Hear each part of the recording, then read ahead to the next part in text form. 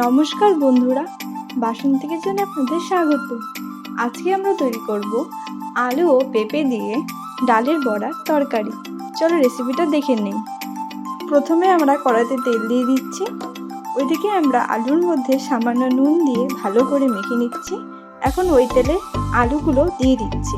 এখন এর মধ্যে সামান্য হলুদ দিয়ে নেড়ে চেড়ে নিচ্ছি। আলুগুলোকে আমরা লাল লাল করে ভেজে নেব। আলুগুলো ভাজা হয়ে গেছে, এখন নামিয়ে নিচ্ছি। পেস্ট করে রাখা খেসারির ডালে সামান্য হলুদ ও নুন দিয়ে ভালো করে মেখে নিচ্ছি। ভালো করে মাখা হয়ে গেছে, এখন ওই তেলে আমরা একে একে ডালের বড়াগুলো দিয়ে দিচ্ছি। এখন এগুলোকে আমরা হালকা হাতে উল্টে পাল্টে নেব। বড়াগুলোকে আমরা সুন্দর করে লাল লাল করে ভেজে নেব। ডালের বড়াগুলো ভাজা হয়ে গেছে, এখন নামিয়ে নিচ্ছি।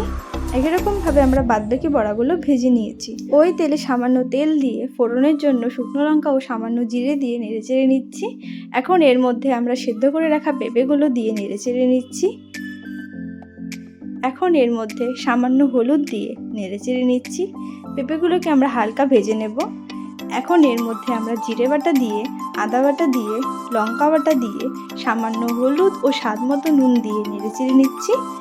এটাকে আমরা ভালো করে কষিয়ে নেব।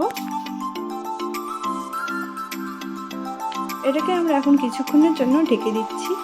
ঢাকনাটা সরিয়ে দিয়ে নেড়ে চেড়ে নিচ্ছি। মশলাটাকে আমরা সুন্দরভাবে ভালো করে কষিয়ে নিয়েছি। এখন ভেজে রাখা আলুগুলো দিয়ে নেড়ে চেড়ে নিচ্ছি।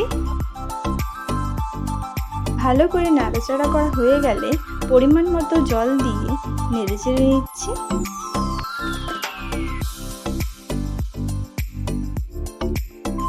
উতরানো এসে গেছে, এখন এর মধ্যে আমরা ভেজে রাখা ডালের বড়াগুলো দিয়ে নেড়ে চেড়ে নিচ্ছি। এখন এটাকে আমরা আবার কিছুক্ষণের জন্য ঢেকে দিচ্ছি। ঢাকনাটা সরিয়ে দিয়ে নেড়ে চেড়ে নিচ্ছি। হয়ে গেছে, নামিয়ে নিচ্ছি। পেঁপে ও আলু দিয়ে ডালের বড়ার মাখা মাখা তরকারি তৈরি। আপনারাও বানিয়ে দেখবেন, খুবই ভালো লাগবে খেতে। রেসিপিটা ভালো লাগলে লাইক, শেয়ার ও কমেন্ট অবশ্যই করে দেবেন। ধন্যবাদ।